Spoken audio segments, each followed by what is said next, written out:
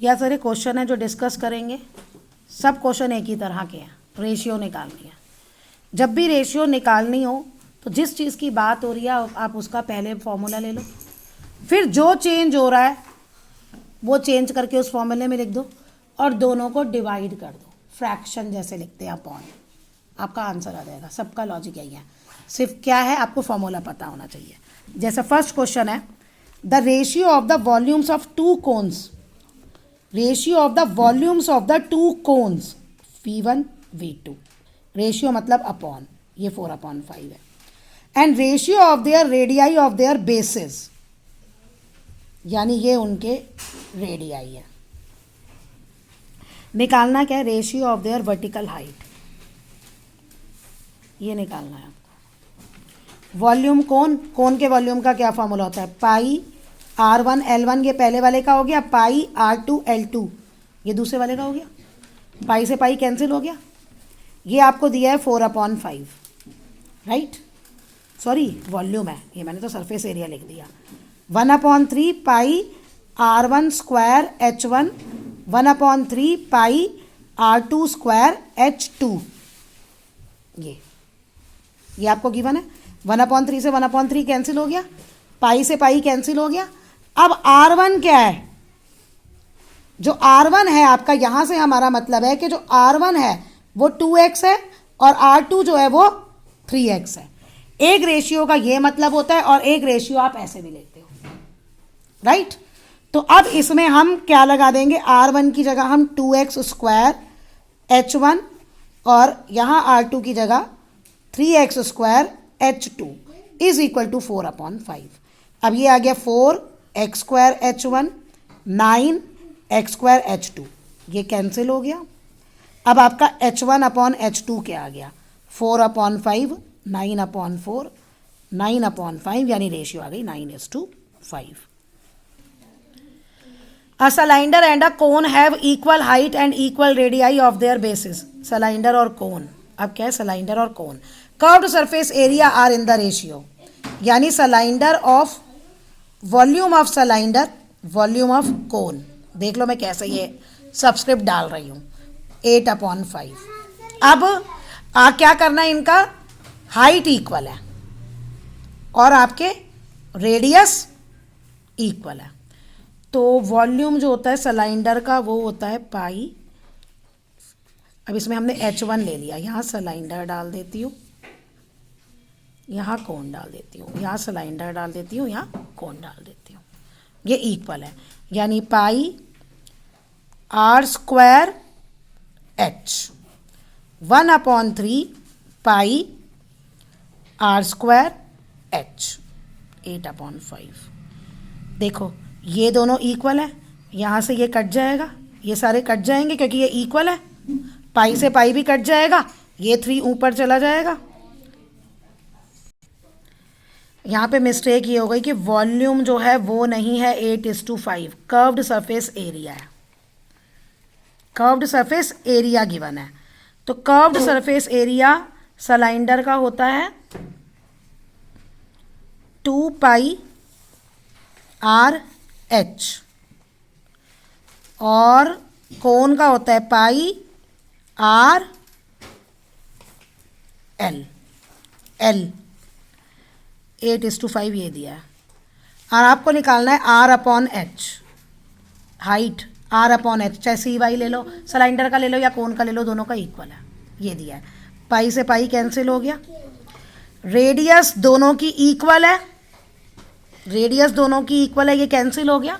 तो जो सिलेंडर की रेडियस है, जो सिलेंडर की हाइट है, ये आ गई आपकी, इसका क्या रेशियो आ गया, और कोन का 8:5/2, 4:5 आ गई।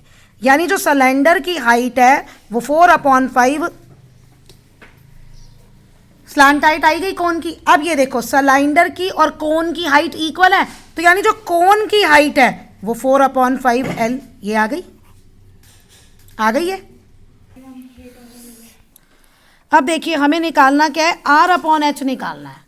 तो हमारे पास जो है वो H दोनों की इक्वल है, राइट अब हमारे पास रिलेशन आ गया कोन का। अब मैं सिर्फ कोन लिख के सिंपल सा सॉल्व कर रही हूँ।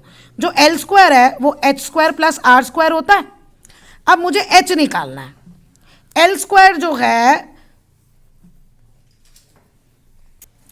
देखिए हमें इसकी जरूरत नहीं है क्योंकि ये दोनों इक्वल है। हमें निकालना है आर अपॉन एच। आर मेरा कितना आया, एच जो है वो एल की टर्म में आ गया। अब जब मैंने कहा इसकी ज़रूरत नहीं है, आर देखा तो आर की वैल्यू भी कहीं गिवन नहीं है, इसमें मुझे आर की वैल्यू पुट करनी पड़ेगी। ठीक है, देखिए क्या, ये एल स्क्वायर, ये एच जो है वो 4/5 L square plus R square. मैं यहाँ से आर की वैल्यू निकालूंगी और फिर वो मैं वैल्यू में पुट करूँगी। अब ये आया L square is equal to 16/25 L square R square. तो ये आ जाएगा L square minus 16 L square upon 25 L square is equal to R square. तो ये करोगे तो 25 माइनस 16 होता है 9। ठीक है, तो अब जब आप ये पूरा सॉल्व करोगे तो आर आपका आएगा 3/5 एल, ये आ गया। अब हमें चाहिए आर बाय एच। आर की वैल्यू लगाना 3/5 एल और एच की लगाना 4/5 एल।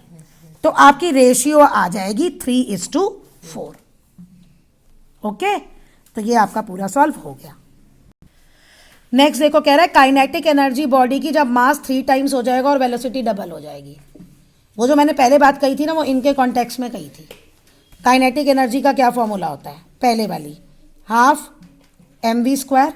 अब फिर दोबारा से आपको क्या करना है, सिर्फ चेंज वाली वैल्यू पुट करनी है। Mass is 3 times, mass is 3 times and velocity is doubled, बस ये करना है आपने। ओके, फिर क्या करना है, ये क्या है और ये क्या है, इनको आपने डिवाइड करना है। देखो जब इसको इससे डिवाइड करोगे, हाफ से हाफ कट जाएगा, mv² से mv² कट जाएगा, क्या आ गया 6/1। तो जो बाद वाली काइनेटिक एनर्जी है वो 6 टाइम्स हो जाएगी पहले वाली काइनेटिक एनर्जी के। इन क्वेश्चंस का मैथ्स में भी ऐसे ही क्वेश्चन आएंगे, वॉल्यूम का निकालो, रेशियो निकालो। जैसे मैथ्स के अलग हो गए ना, यही सेम चीज फिजिक्स में भी हो सकती है कि वो काइनेटिक एनर्जी की बात कर देगा, आपको वेलोसिटी की या मास की रेशियो निकालने को कहेगा। तो लॉजिक सबका सेम है, जो चेंज्ड है वो पुट करके आप डिवाइड कर दो। नेक्स्ट क्या कह रहा है, how does the force of gravitation between two object change when the distance between them is half. चलिए ग्रेविटेशन फोर्स क्या होता है, पहले वाला m अपॉन डिस्टेंस को मैं r² ले रही हूं। अब वो कह रहा है बाद वाला क्या होगा, सिर्फ जब डिस्टेंस हाफ हो गया, बाकी सब तो सेम रहा, ये दोनों तो सेम है, डिस्टेंस हाफ हो गया, यानी ये आ गया आपका, ये आ गया। अब F2 अपॉन F1 जब करोगे, ये ऊपर ये नीचे सब कट जाएगा, 4/1 आ जाएगा, यानी जो नई वाली फोर्स है वो पहली वाली फोर्स की 4 टाइम्स हो जाएगी। तो करना क्या है क्वेश्चन में, सिर्फ आपको फॉर्मूलेज लेने हैं और उनमें जो चेंज्ड वैल्यू है वो करनी है। और जब भी रेशियो की बात होगी ना, जैसे 2:3 है, तो रेशियो का, जैसे रेडियस की रेशियो 2:3 है, तो फॉर्मूले में पुट करोगे तो एक 2x हो जाएगा और एक 3x हो जाएगा, ऐसे लेना है। और ये पुट करके जब कैंसिल करोगे, ये x कैंसिल हो जाएगा, तो आपका आंसर आराम से ऐसे आ जाएगा। तो ये मैंने दोनों क्वेश्चन मैथ्स और साइंस के इसलिए लिए हैं, फॉर्मूला पता होना चाहिए, कॉन्सेप्ट पता होना चाहिए, कोई भी रेशियो या ये इतना टाइम्स हो गया कुछ भी आ जाएगा उसमें।